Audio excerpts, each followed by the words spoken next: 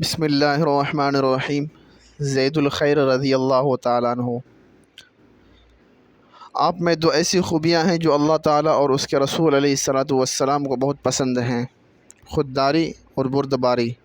فرمان نبی صلی اللہ علیہ وسلم: لوگ معدنیات کے مانند ہیں، جو شخص جاہلیت میں بہتر ہوتا ہے وہ اسلام میں بھی بہتر ہوتا ہے۔ جلیل القدر صحابی رضی اللہ تعالیٰ عنہ کی سیرت کے دونوں رخ دیکھیے۔ پہلا رخ تو دور جاہلیت کا ہے اور دوسرا رخ اسلام کا ہے۔ دور جاہلیت میں انہیں لوگ زید الخیل کے نام سے پکارتے تھے، یعنی گھوڑے والا۔ خیل کے معنی گھوڑے والا، زید۔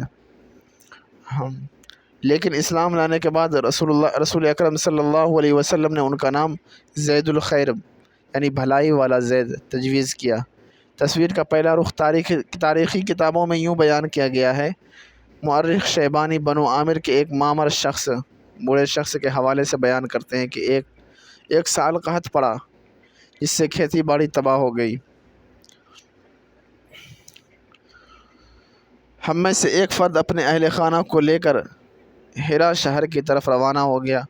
گھر والوں کو وہاں چھوڑ کر کہنے لگا، میرے واپس آنے تک میرا انتظار کرنا۔ پھر اس نے یہ قسم کھائی، یا تو میں ان کے لیے مال کما کر لاؤں گا ورنہ مر جاؤں گا۔ پھر کچھ زیادہ راہ لیا اور دن بھر چلتا رہا۔ رات آئی تو اس نے ایک خیمہ دیکھا، اس کے قریب گھوڑا بندھا ہوا تھا۔ اس نے دلیل میں کہا، یہ پہلا مال غنیمت ہے۔ اس کی رسی کھولی، اس پر سوار ہونے لگا تو فضا میں اس نے ایک آواز سنی جس میں یہ حکم تھا، اسے رہنے دو، اپنی جان بچاؤ۔ تو وہ اسے چھوڑ کر آگے چل دیا۔ 7 یا 10 دن سفر کرنے کے بعد ایک ایسی جگہ پہ پہنچا جہاں اونٹوں کا ایک باڑہ تھا اور ایک طرف چمڑے کا ایک بہت بڑا خیمہ نصب تھا، جس سے خوشحالی کی جھلک نمایاں نظر آتی تھی۔ یہ مورخ بیان کر رہے ہیں۔ اس شخص نے اپنے دل میں کہا، اس باڑے میں ضرور اونٹ ہوں گے اور ظاہر ہے کہ اس خیمے میں کچھ لوگ بھی ہوں گے۔ پھر اس نے خیمے میں بڑی ہی احتیاط سے جھانکا۔ سورج اس وقت غروب ہو رہا تھا۔ کیا دیکھتے ہیں کہ خیمے کے وسط میں ایک بوڑھا آدمی بیٹھا ہوا ہے۔ تو یہ دبے پاؤں اس کے پیچھے جا کر بیٹھ گیا۔ بوڑھے کو اس کی آمد کا کچھ پتہ نہ چلا۔ تھوڑی ہی دیر بعد سورج غروب ہو گیا تو ایک بھاری بھرکم شہسوار نمودار ہوا۔ یہ شہسوار زید الخیر رضی اللہ تعالیٰ عنہ تھے۔ اس جیسا قد آور شخص اس نے کبھی نہ دیکھا تھا، اتنے لمبے اور چوڑے۔ وہ ایک عمدہ گھوڑے پر سوار تھا۔ دائیں بائیں 2 غلام لگام تھامے چل رہے تھے اور ان کے جلو میں تقریباً 100 اونٹنیاں بھی تھیں۔ ان کے آگے ایک دیو ہیکل اونٹ تھا۔ اونٹ جب بیٹھتا تو سب اونٹنیاں بھی ان کے ارد گرد بیٹھ گئیں۔ شہسوار نے ایک موٹی تازی اونٹنی کی طرف اشارہ کرتے ہوئے خادم سے کہا، اس کا دودھ دو لو۔ اس نے فوراً وہ حکم کی تعمیل کرتے ہوئے دودھ دھوا، یہاں تک کہ برتن بھر گیا۔ اس نے وہ برتن رکھ دیا۔ وہ شخص کہتا ہے کہ میں دبے پاؤں آگے بڑھا، برتن پکڑا اور تمام دودھ پی گیا۔ غلام واپس آیا اور برتن اٹھا کر لے گیا اور عرض کی، میرے آقا شیخ نے تو تمام دودھ پی لیا۔ یہ سن کر شہسوار بہت خوش ہوا اور حکم دیا، اب اس دوسری اونٹنی کا دودھ دو کر شیخ کی خدمت میں ایک اور دودھ کا پیالہ پیش کرو۔ غلام نے پھر حکم کی تعمیل کی۔ شیخ نے ایک گھونٹ پیا اور چھوڑ دیا۔ وہ شخص کہتا ہے کہ میں نے دودھ کا پیالہ پکڑا اور اس میں سے نصف یعنی آدھا پی گیا۔ اچانک میرے دل میں خیال آیا کہ اگر میں نے اس دفعہ بھی تمام دودھ پی لیا تو شہسوار کے دل میں شک پیدا ہو جائے گا۔ پھر شہسوار نے اپنے دوسرے غلام کو حکم دیا کہ ایک بکری ذبح کرے، تو اس نے بکری ذبح کر دی۔ شہسوار نے بذات خود گوشت بھونا اور شیخ کو اپنے ہاتھ سے کھلایا۔ جب وہ خوب سیر ہو گیا تو پھر خود اور اس کے دونوں غلاموں نے کھایا۔ تھوڑی ہی دیر بعد تمام لیٹ گئے اور گہری نیند سو گئے۔ اس موقع کو غنیمت سمجھتے ہوئے میں اونٹ کے پاس آیا اور اس کی رسی کھولی، اس پر سوار ہو کر ایڑی لگائی تو اونٹ چل پڑا اور اس کے ساتھ ہی تمام اونٹنیاں بھی چل پڑیں۔ میں رات بھر چلتا رہا۔ جب صبح ہوئی تو میں نے ہر طرف نظر دوڑائی، مجھے کوئی ایسا شخص نے دکھائی نہ دیا جو میرا تعاقب یعنی پیچھا کر رہا ہو۔ میں نے رفتار اور تیز کر دی، یہاں تک کہ کافی دن چڑھ آیا۔ پھر میں نے ایک طرف دیکھا تو دور سے ایک بہت بڑی بلا میری طرف بڑھتی ہوئی دکھائی دی وہ مسلسل میرے قریب ہوتی جا رہی تھی۔ جب بالکل قریب پہنچی تو پتہ چلا کہ یہ تو وہی شہ سوار ہے جو اپنے اونٹوں کی تلاش میں میرا پیچھا کر رہا ہے۔ میں نے اونٹ کو ایک طرف باندھ دیا اور اپنی ترکش سے تیر نکال کر کمان میں رکھا اور اونٹ کی اوٹ میں نشانہ باندھ کر کھڑا ہو گیا، اور وہ شہ سوار کچھ فاصلے پر کھڑا ہو گیا۔ اس نے مجھے کہا اونٹ کی رسی کھول دو۔ میں نے کہا یہ نہیں ہو سکتا، میں ہیرا شہر میں بے بسی کے عالم میں بھوکے پیاسی عورتیں اور بچے چھوڑ کر آیا ہوں، اور میں نے قسم کھائی ہے کہ میں اپنے گھر والوں کے پاس یا تو کچھ مال لے کر جاؤں گا ورنہ مر جاؤں گا۔ اس نے کہا ارے کم بخت، تم اپنے آپ کو اب مردہ ہی سمجھو، میرا حکم ہے شرافت سے اونٹ کی رسی کھول دو۔ یہ زید الخیل رضی اللہ تعالیٰ عنہ تھے۔ میں نے کہا میں تو ہرگز تجھے اونٹ نہیں دوں گا۔ اس نے کہا تم بڑے مغرور ہو، مجھے جانتے نہیں ہو کہ میں کون ہوں۔ پھر کہا مجھے اس اونٹ کی لگام بتاؤ کدھر ہے۔ اس میں 3 گرہیں تھیں۔ پھر اس نے مجھے کہا بتاؤ کس گروہ پہ نشانہ لگاؤں۔ میں نے اشارہ کیا درمیانی گروہ میں۔ اس نے 3 پھینکا تو وہ درمیانی گروہ میں آ کر اس طرح پیوست ہو گیا جیسا کہ اسے اپنے ہاتھ سے وہاں نصب کیا ہو۔ پھر اس نے دوسری اور تیسری گروہ کو نشانہ لگایا۔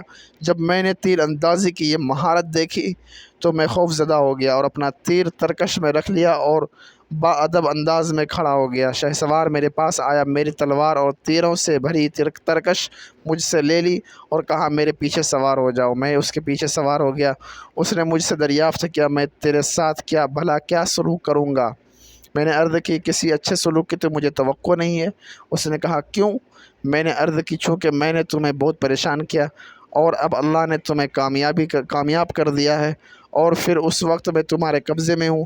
اس نے کہا کیا تمہارا خیال ہے کہ میں تیرے ساتھ برا سلوک کروں گا جبکہ تو نے میرے باپ محلحل کے ساتھ بیٹھ کر کھانا کھایا اور تم ایک رات اس کے مشروب کے ساتھی بھی رہے ہو؟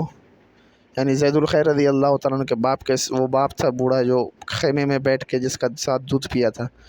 جب میں نے اس کے منہ سے محلحل کا نام سنا تو میں نے دریافت کیا کیا تم زید الخیل ہو؟ اس نے کہا ہاں۔ میں نے عرض کی تو پھر مجھ پر مہربانی کریں۔ اس نے کہا گھبراؤ نہیں، تجھے کچھ بھی نہیں کہا جائے گا۔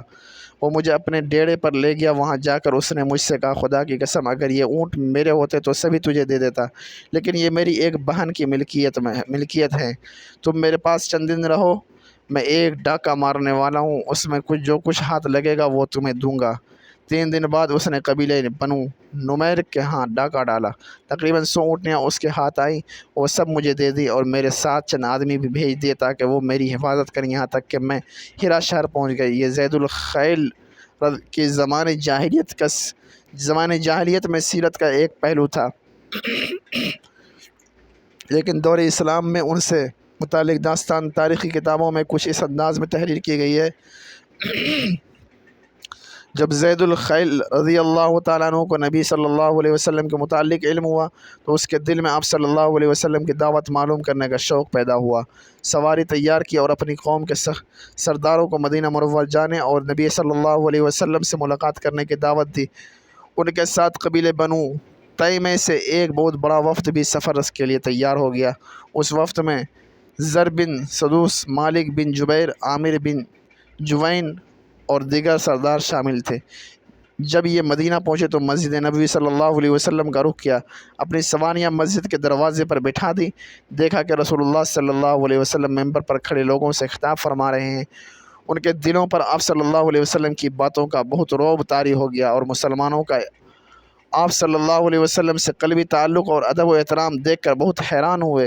جب رسول اللہ صلی اللہ علیہ وسلم کی ان پر نظر پڑی تو آپ صلی اللہ علیہ وسلم نے مسلمانوں کو مخاطب ہو کر فرمایا میں تمہارے لیے اس عزا سے بہتر ہوں جس کی تم پوجا کرتے ہو۔ زید الخیر رضی اللہ تعالیٰ عنہ اور ان کے ساتھیوں کے دلوں پر رسول اللہ صلی اللہ علیہ وسلم کی گفتگو کا 2 طرح کا اثر مرتب ہوا۔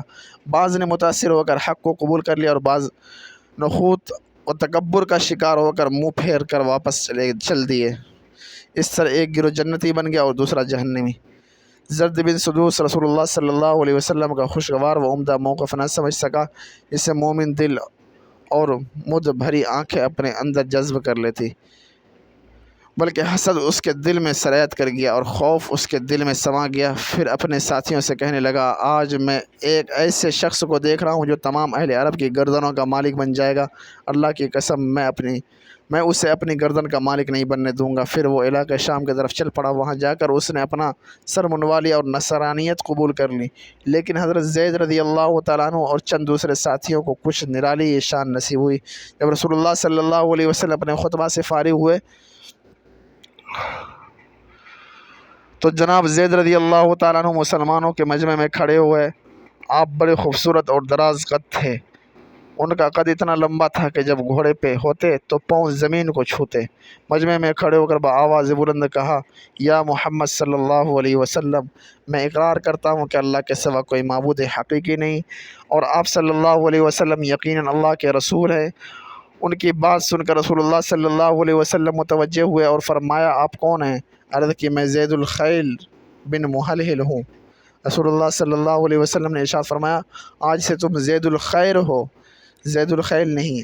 اللہ کا شکر ہے جو تمہیں میدانی اور پہاڑی علاقوں سے صحیح سالم گزار کر یہاں لے آیا اور تمہارے دل میں اسلام کے لیے رقت پیدا کر دی۔ یعنی زید الخیل کو بدل کر زید الخیر بنا دیا آپ علیہ الصلوۃ والسلام، گھوڑے والے زید سے بھلائی والے زید۔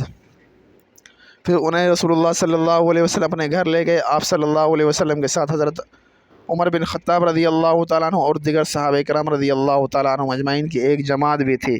جب گھر پہنچے تو رسول اللہ صلی اللہ علیہ وسلم نے ٹیک لگانے کے لیے تکیہ دیا، لیکن انہوں نے رسول اللہ صلی اللہ علیہ وسلم کی موجودگی میں ٹیک لگانا سوء ادب کے خلاف سمجھتے ہوئے تکیہ واپس کر دیا۔ رسول اللہ صلی اللہ علیہ وسلم نے کمال شفقت سے پھر انہیں تکیہ دیا، لیکن آپ کو رسول اقدس صلی اللہ علیہ وسلم کی موجودگی میں ٹیک لگانے کی جرأت نہ ہوئی۔ جب سب لوگ بیٹھ گئے تو رسول اللہ صلی اللہ علیہ وسلم نے ارشاد فرمایا، اے زید، تیرے علاوہ آج تک میرے سامنے جس شخص کے بھی اوصاف بیان کیے گئے، جب وہ سامنے آیا تو وہ مذکورہ اوصاف سے کم نظر آیا۔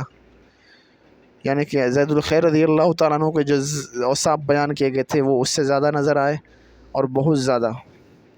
اس لیے یہ بتایا کہ جس شخص کا جو ہے اوصاف بیان کیا وہ جب سامنے آیا تو اوصاف سے کم نظر آیا۔ جو تعریف ہوتی تھی لوگوں کی اس سے کم نظر آتے، لیکن زید الخیر کی جو تعریف بیان کیا گیا تھا پہلے، اس سے بہت زیادہ آپ علیہ الصلوۃ والسلام ان کے اندر دیکھا۔ پھر ارشاد فرمایا، زید رضی اللہ تعالیٰ، تم میں دو ایسی خصلتیں پائی جاتی ہیں جو اللہ تعالیٰ اور اس کے رسول کو پسند ہیں۔ عرض کی، یا رسول اللہ، وہ دو خصلتیں کون سی ہیں؟ فرمایا، خودداری اور بردباری۔